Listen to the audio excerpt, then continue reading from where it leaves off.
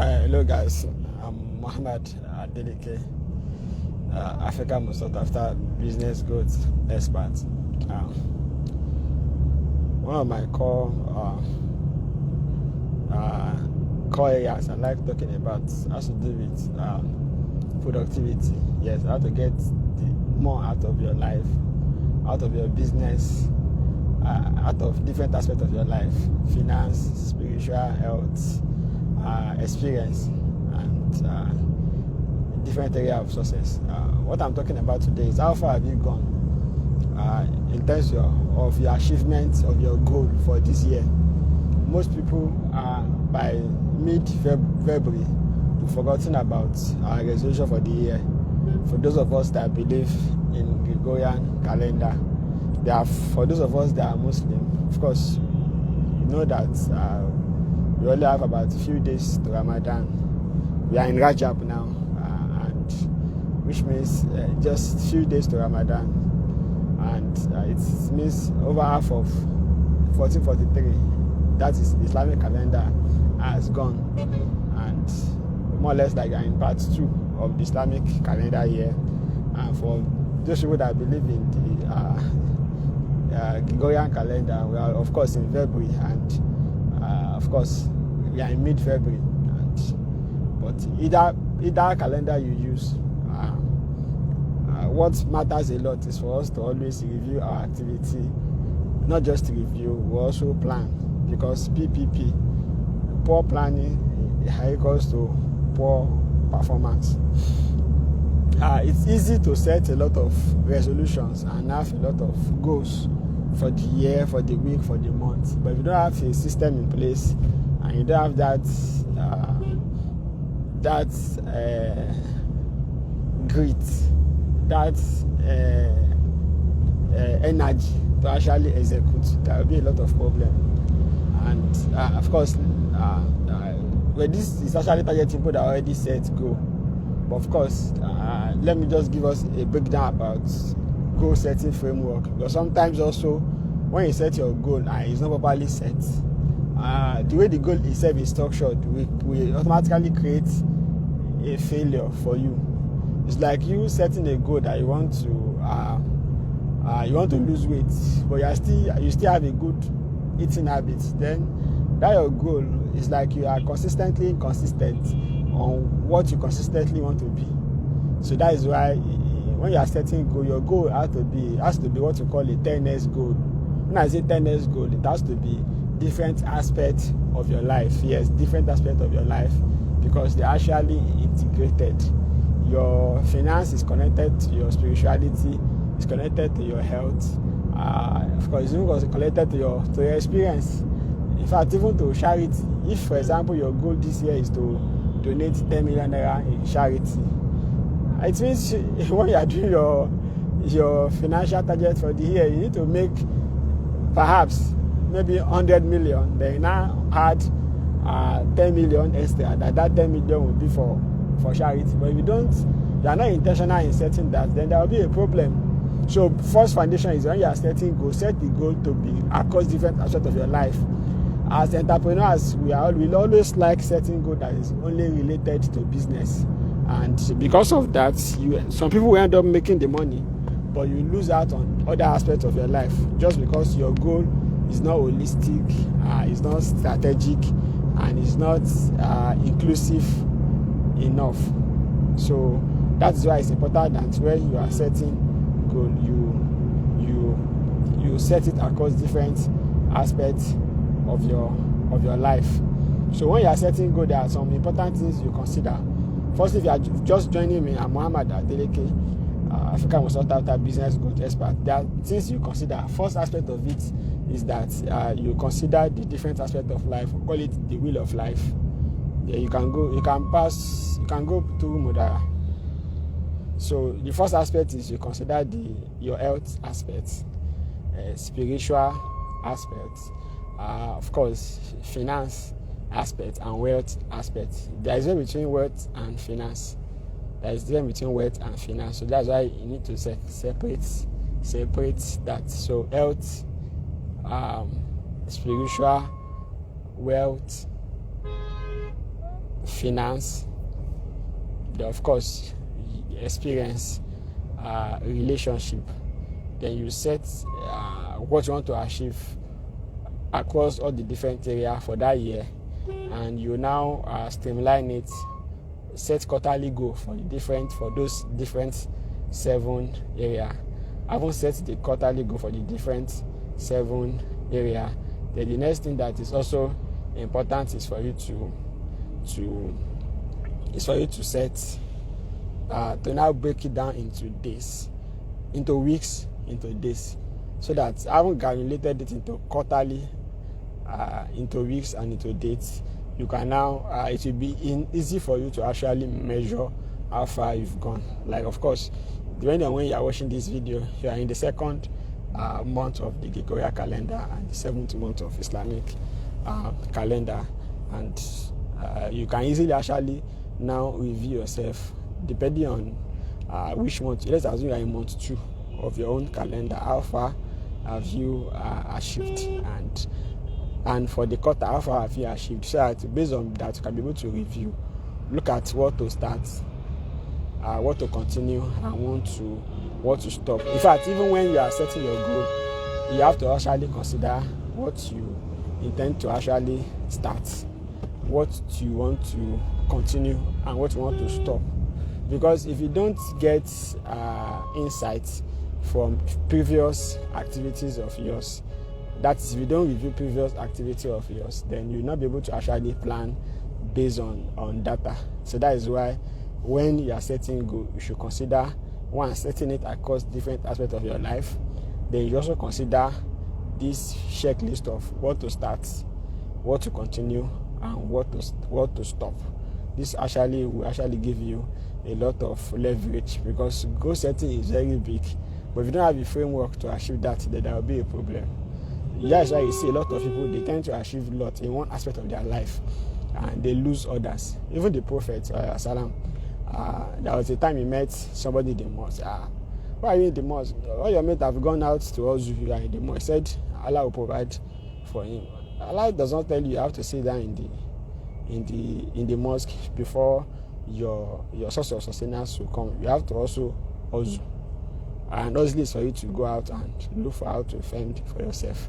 So if you miss out, if you focus too much on one aspect of it, then it can affect other aspects. And that's why you see some people, even if you don't have enough money or you have a lot of debt on you, it affects the level of tranquility you have when you are in your spiritual mode, just because either because of your action or inaction. So it's actually very helpful if we consider setting goal that is across different aspects of our life. So that is that on that. So somebody is when you are setting goals, set the goal across different aspects of your life. Don't just set it in this aspect of finance or wealth. If you do what everybody does, you get same results like them, or you get worse results than what they've already gotten, because you did not because you are doing what average people does. And when you do like the average, you get average results. And when you get average results, in most cases, you live in an average house. Your children go to average school. When they are sick, they go to average hospital. And because the type of school they go, they have average friends. Everything will just become average. So the more intentional we can be in aspect of our life, it goes a long way. Because if you take care of yourself in terms of your health, your diet, you go to hospital less, just because you take good care of yourself. Even following a good sleeping standard, as in routine of sleeping early and waking up early, beating the sun up, has a lot of it can have a lot of game-changing impact in your lifestyle, and even what you spend visiting a doctor in a year. And if you have this habit of even doing medical checkup twice a year, it can go a long way in saving you more money than what you'll have spent when you now need to go for operation, because some of this is actually avoidable. So when setting goals, set the goal to be across different aspects of your life. Even though you are setting it for a year, for 2 years, for 3 years, granulate it into quarterly goal, into monthly goal, into weekly goal, and review yourself, review your activity. One of those things you can actually do to also give you some leverage is for you to have an accountability partner. Having an accountability partner will also give you a lot of leverage, because you'll be able to you don't want to underperform, because you have people that are holding you accountable. So then for those of us that are business owner, you are setting goal that has to do with business.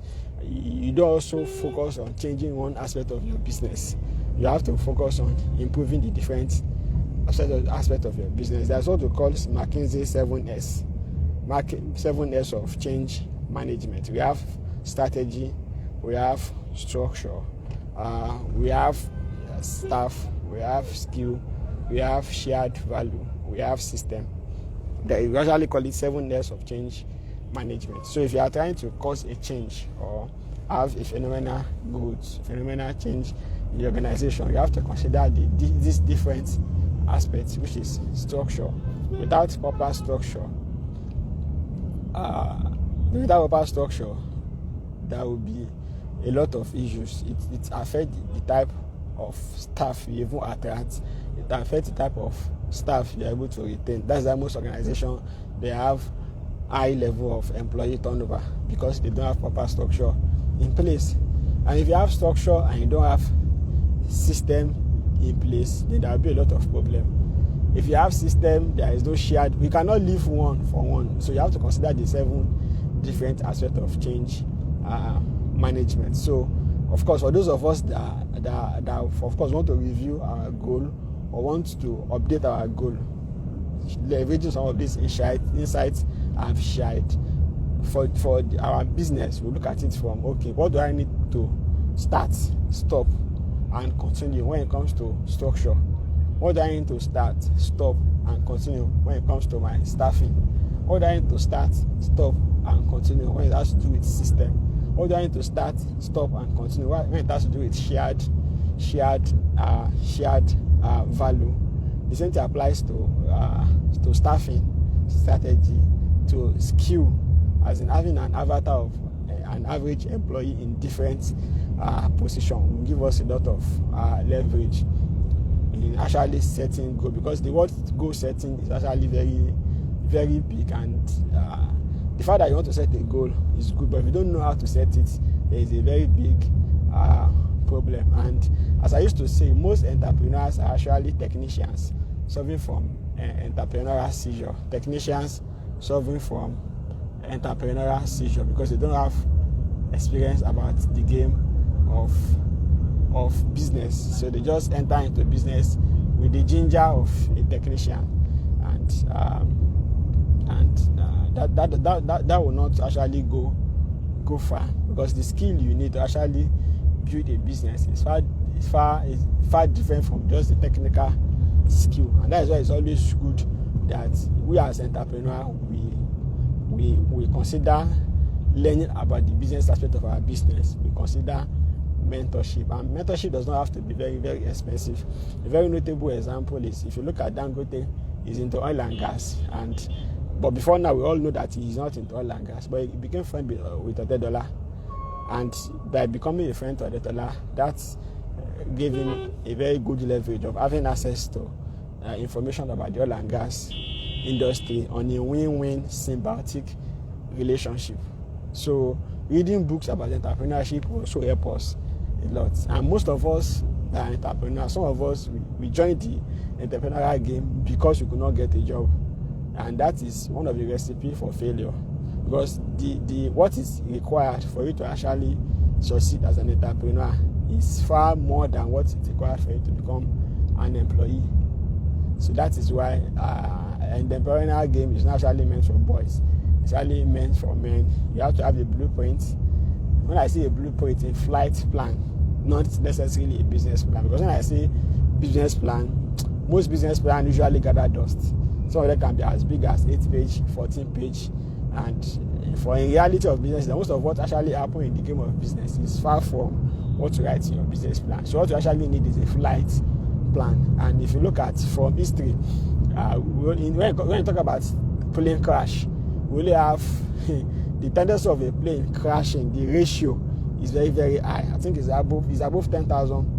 Ratio 1 to 10,000, if not 100. But I can't remember the exact figure because there is a checklist. There is a blueprint of how the aviation sector is being run, and that's what we call quality assurance, Six Sigma, and that is one of the framework they use in manufacturing industry, aviation industry, and also other big process-oriented industry to enhance and guarantee zero error level. When I say zero, as in infinitesimal error level, because there is a structure, there is a process on ground. So setting goal is easy, but if you don't ruthlessly take action, to be a problem, to just be fancy, you need to actually ruthlessly take action, and you continuously review your goal. Because what is a good strategy 3 months ago can be a very bad strategy today. That is why it's also good that the fact that you set your goal does not mean you cannot review, you cannot change, you cannot pivot as necessary. And we need to be very careful when setting goals that are too centered on one aspect of our life, because when you do that, you are not actually solving the problem. Or we need to also be very careful setting goals that has to do with only one aspect of our business. And because of that, because most people will believe, oh, if I can sell more, I can make more. If I can sell more, I'll be more profitable. But in reality, most businesses, making more sales is not the solution. Perhaps your solution is to work more on your sales rep, so that when you do more marketing, your sales rep can convert more. Perhaps your solution to your problem is to look at your accounting, your cash flow management framework, your cash flow management system. Because any money you can avoid, any expenses you can avoid is 100% pure profit. But any expenses you can avoid is 100% pure profit. Because in the game of business, before you talk about profit, you have to actually net out, remove the expenses before you talk about profit. So that is why time, money, and energy is very, very important. You don't save one to lose one. So when setting goal for your business, look at the different aspects of business, from your human resources, innovation, financial resources, and other aspects of your business, and set goal across them. And that thing that is also fantastic that you can actually do is to have a team for every month. That okay, let's assume you want to look at the McKinsey 7 years of change management. That okay, you want to change your company. Okay, this month I'll be focusing on strategy. Okay, what is my strategy for penetrating new markets? Let me review my strategy for getting clients. Let me review our strategy for negotiating with vendor. Or let's create a new product for a new market. Because we look at like Acera, for example, it's actually created for audience that are on go slow. And when they came and they started it as a can, a bottled, a plastic can, it's packaged in bottle. So that is how they enter the market. You can also look at, okay, maybe next month I'm focusing on system. How do we systemize different aspects of our business? But there is one thing about system, is that system is not a journey you start and you finish. It's a continuous journey. And when you want to systemize, you focus on the critical client part. That is, how do you make money, from attention to engagement, inquiry, of course, invoicing. That is when they've actually paid, when they have been engaged, make inquiry, in your invoicing system, your delivery system, delivery onboarding, and you repeat the cycle. That is actually the first aspect you actually need to actually systemize in your business. When you figure out the top 7 to 15 aspects of your business, you need to systemize, which is majorly on how you make money. Because once you make money, other things can take care of themselves. Then you can also look at, in terms of your shared value, how do you handle the aspect of your shared value? What type of people do you actually employ in your company? Maybe you And that one has to be in your hiring process. And that is why if you are setting goals, there are some things you need to first consider. Like, let's assume you are still in the new year, you're trying to expand. So one of those first things you have to do is to actually work on the type of people you employ. If you are selling premium products, high ticket offer, you are into real estate, the type of services you sell is meant for people that are high income earner. Then what you actually need to do is to make sure that the type of people you also employ are people that they are looking at their cycle of looking at their power base. Their friends and family can afford their product. So it makes more sense for you to employ people that graduated from private universities. It makes more sense for you to employ people that graduated from private universities, because people that graduated from private universities, it means their parents are actually, to an extent, they have moolah, as in they have money to an extent. That's why they go sponsor their children to a private university. You get the point? Then another thing that is also critical that you can also consider is that you can also decide that, okay, you want to be hiring first class alone, depending on the nature of work you do. Maybe if you are a learning organization, and because it's learning-based organization, if you employ someone that is true, because people that actually graduate the first class, they by default they are wired to focus on being excellent in what they do. So it will be easy for you to connect, for them to be hungry to learn more, hungry to grow, hungry to build more capability, especially in a country where most of our education and most of our university, even our secondary school education system have failed us. So that can also be a system you consider. We call it shared value. Shared value can also be in terms of the cultural perspective, can be from the religious perspective, and all those things actually matters a lot. So I believe based on this few minutes conversation, you'll be able to actually pick some important points you are going to leverage on. So what I would advise you do, you can watch this video many times and pick up action points. Of course, you can learn about 50 things in this video. It's not about what you're able to learn. It's about how you're able to leverage on what you learned, which is execution, not just execution, ruthless execution. And no matter how fantastic your goal for the year is, if you have a wrong strategy, there will be a problem. If you don't have the right team member in place, then those goals cannot fly. And if those team members are also not properly onboarded, they are not properly trained, because you don't have a system, or all your processes are not documented, or let me say the key processes of yours. You not started your systemization journey, so everything you do is actually everything you do in your company is on your head, or is on the head of your key staff. That you have set up yourself for a mess. But people that are actually very creative, people that are hardworking people that are team A players, they actually like an organized. They like things that are organized. So the more organized you are, the more you can be able to attract and retain clients. The same way you can be able to attract and retain staff. Because when you talk about clients, you actually have 3 clients. Not what everybody assumes is clients. What everybody assumes is clients are people that usually pay you money. But of course, when it comes to this, to clients at a deeper level, not average level, even your staff are your clients. Your vendor are your clients. So you have to actually treat them very well. And another thing that is also very important is that when you are reviewing your previous year, your previous quarter, your previous month, is to put it on what you call a balanced scorecard, a balanced scorecard. What it actually means is that for you to put your business in a balanced scorecard, you look at 4 important things, and those 4 important things, you have to actually get it right across. If you don't get it right across the 4, you need to be working towards getting it right, having be excellent. And that's when you are aiming for perfection, you can end up becoming excellent. Because it's like perfection is a similar brother to being excellence. It's one of them that is very important. Is in terms of profitability. Are the business partner, the investor, are they making money? Then your staff happy? Then your clients, are they happy? Are they satisfied? Then the third one that is also very important is innovation. Because if you look at BlackBerry, Nokia, they're actually big brand. No, they're actually big brand. You can enter through YKs. They're actually big brand, but they were not innovative. Before you know it, BlackBerry was actually one of the top 10 countries in the world.